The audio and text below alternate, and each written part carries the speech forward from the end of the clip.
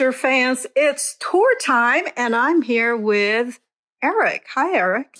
Hello, my name is Eric Rudd, and foremost, I'm an artist.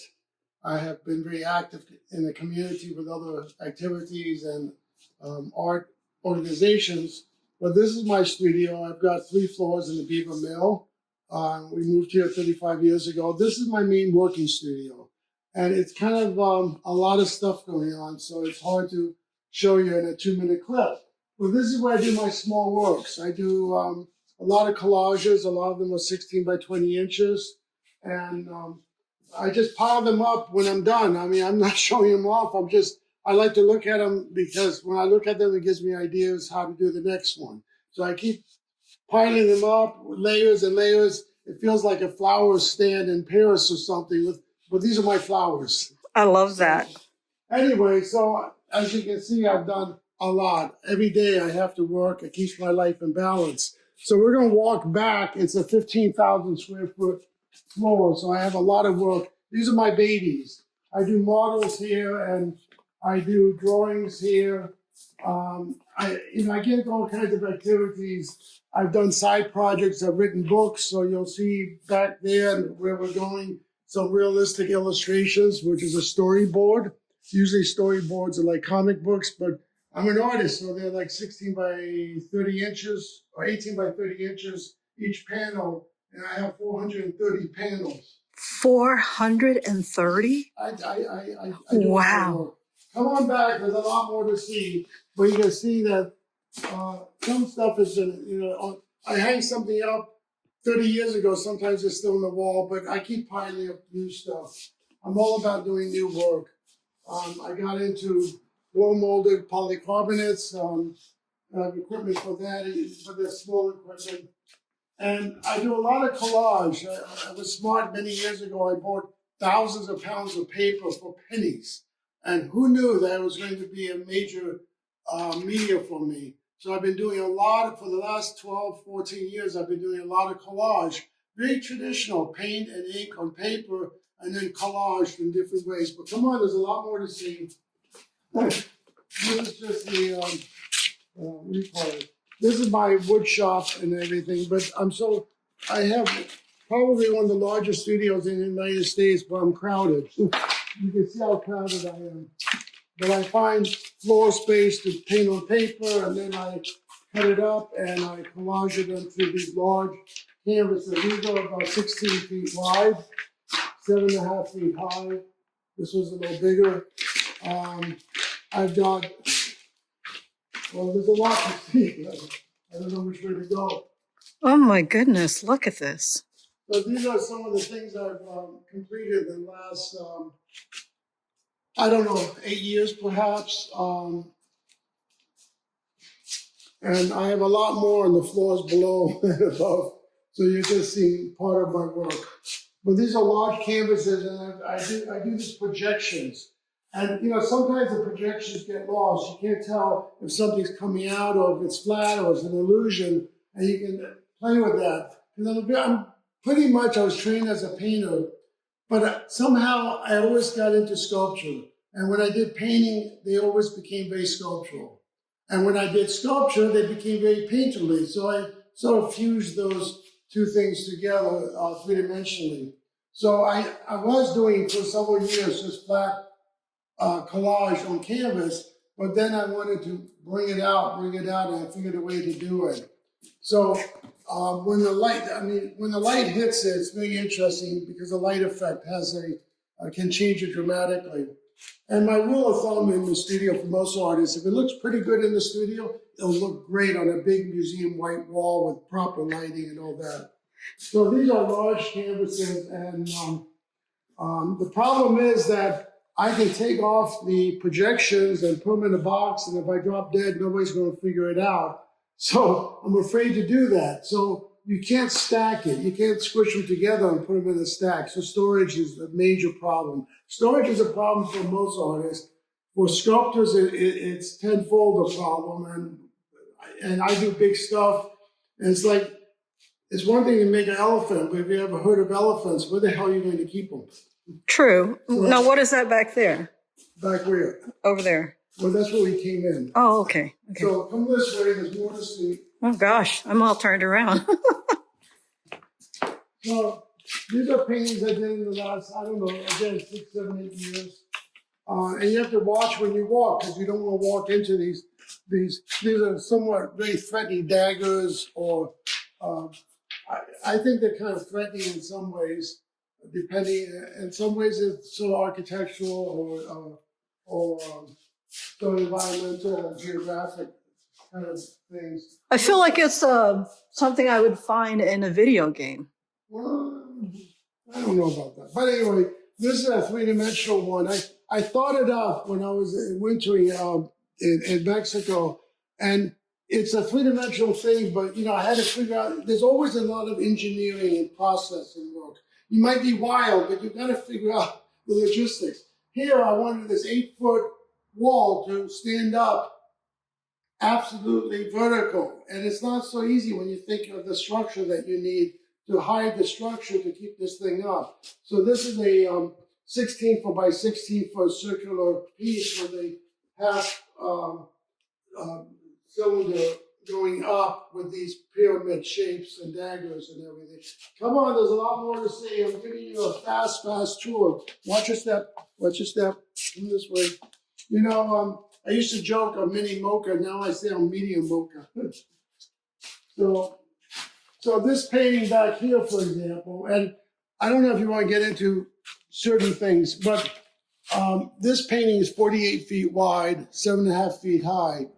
And titles, for me, titles have been functional things to do. Like a title identifies one painting versus another painting.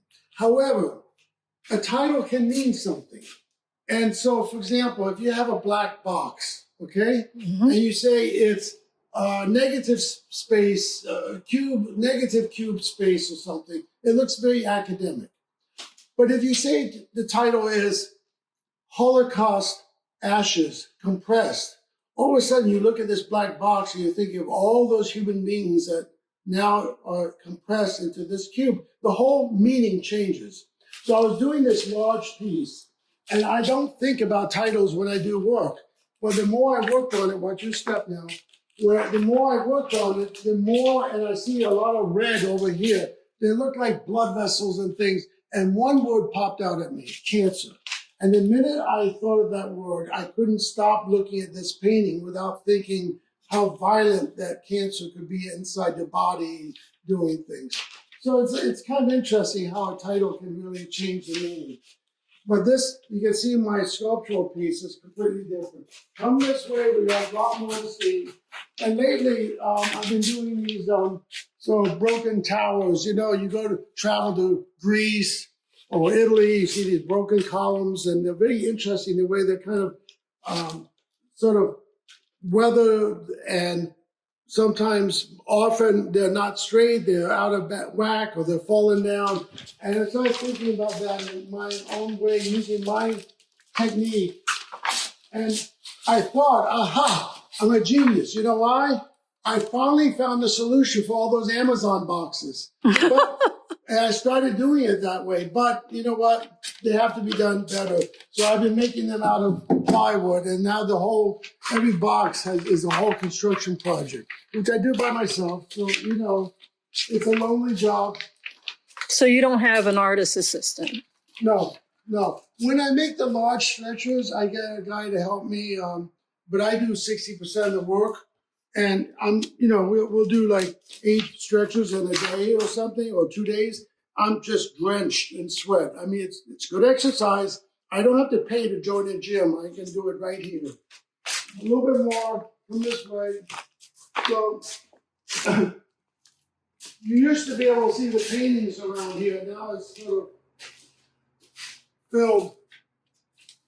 So I'm into a lot of projects, and oh my goodness, it's hard to keep up with everything because I work by myself, and I just can't. I see these figurines over here. Well, so I used to teach drawing, many years ago, 50 years ago, in the early 70s. at the Corcoran. And I like figurative work. So I do figurative work as a parallel interest. I mean, sometimes it comes together, but usually my work's very abstract. But I've always done figurative work, mostly drawings and things like that. I have like 5,000 figure drawings I did in the last 15 years. But I started with polyurethane foam, which became a major medium for me in the 19, early 1970s. And I made huge sculptures out of polyurethane foam, but I had the industrial equipment, 55-gallon drums. I'm a CFM. I'm very proud of that. A CFM is a certified foam mechanic. Oh, So, now where do you get the foam from? Well, you buy it, it's industrial, it's commercial material. So I got trained to use this foam equipment, and it was my major medium for many, many years. So I started making figures because, you know, it's interesting. If you want to do a sculptural figure, life size, normally you have to make an armature, you know, you have to do plaster or clay. It's very laborious. I can do a figure in 15 minutes or an hour or 2 hours, but I can work fast with it. It's like magic. So I have I have an installation in North Adams. It's a permanent installation, the Chapel for Humanity, and there's 150 life-size figures. Okay, and then Chapel for Humanity is right, what it's it's called. an annex to the Bookshire Art Museum, which Barb and I founded because my work is overwhelming and real estate was affordable, so I combined it all. So anyway, so I've done a lot of figurative work. And I don't know, you missed the piece when you first came in, but that was done in 1990, and that was a whole figurative thing on the wall. But anyway, so on this way, I think we've probably done the loop. And this is just one floor out of 3 floors. There's 3 floors Uh-huh. of work. I probably have more. I have about altogether, if you count everything, about 80,000 square feet. Probably the largest studio in the United States, or one of the largest studios in the United States. And I am ashamed to say it, I'm proud of it.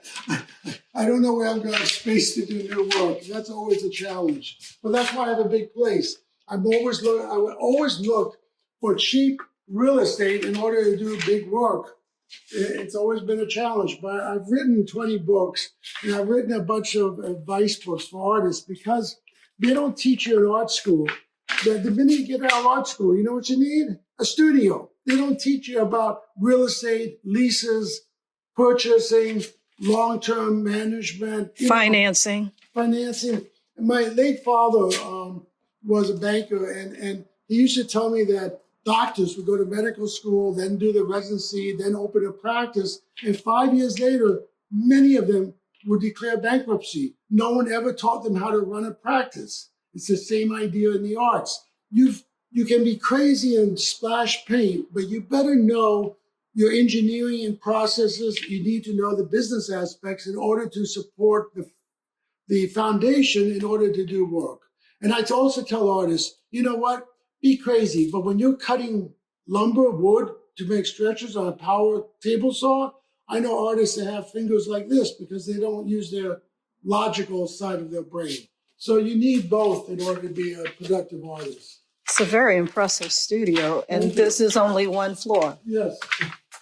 This is my main working floor, though. Although downstairs I worked during COVID and did an equal number of works. Probably you'll be kind of And this is one of your sculptures right here. weird.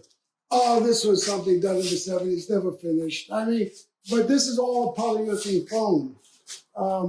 But these are so unfinished. I'm trying to figure out where to put them out of here. I need more space.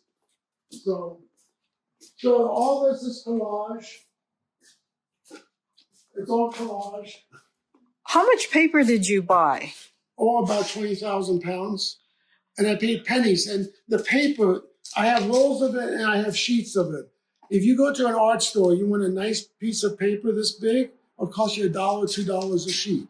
Right. I would buy like 10,000 sheets for $100. Well, I used to be a print producer. Yeah, So I would go to a paper studio Right. and I would get parent sheets yeah. and I would work with parent sheets. And so then I'd This buy. is broke paper. You know what broke paper is? Like seconds. When a paper company when I moved here, there were paper mills still operating. Even Right. Strathmore was here. Mhm. As archival paper, really great paper. And so if something goes wrong when they're processing it, sometimes they can chop it up and throw it back in the mixture for some other product. But sometimes they can't use it again. So they just want to get it out of their place and they sell it wholesale. So they'll sell like 1,000 pounds or 2,000 pounds or whatever for $50 or $100. So I bought like 30,000 pounds. But Bart and I had started when we moved here in 1990 full time, we started an artist center, residency center. So each summer we'd have 100 artists come. And, I said, look, you're an artist, you're spending your life with paper. Have you ever seen paper made? So we do a field trip to the paper mills and I would show them how paper's being made. And then I see all this broke paper, which is like seconds. Right. And I said, okay, I have a loading dock. I got space. I'll buy it. So we gave away a lot of paper to those artists who came here. And I thought, look, someday it'll come in handy. Oh my goodness, it was the smartest thing I ever did. How many years did you do the artist program? Well, I directed it pro bono for 10 years. Mhm. And then after 10 years, I figured too much time. I need to spend more in the studio. And the board hired people to be the director to do what I did in my spare time. They hired them with a full-time job, full salary, and they kept quitting because they said it was too much, too hard, too much work. So, oh, we have another visitor. So this is Sarah Sutro. She's an artist. Hi. Hello. She lives in Cliffsville. So you're being, is this CBS or ABC? No. So, okay, well, that's basically the tour. It's endless, and it's upstairs, downstairs. So only thing I can suggest is that we have the Berkshire Art Museum. We'll open the summer and fall. You'll see a lot more of my work there. And the downstairs is open this summer was August Sundays. So part of the studio is open to the public. And then we have special events like tonight is a crib crawl. So people have been invited to walk through and see all this. So I hope you'll look at more work and explore North Adams art scene. And if you want to know about me, there's two websites I'll recommend. It's ericrudd.com, ERICRUDD. And the other one is the Berkshire Art Museum is bamuseum.org. And there's a lot of information on the website. Well, thank you so for much. coming. Thank Okay. you. All right. Take care, Eric. Thank you.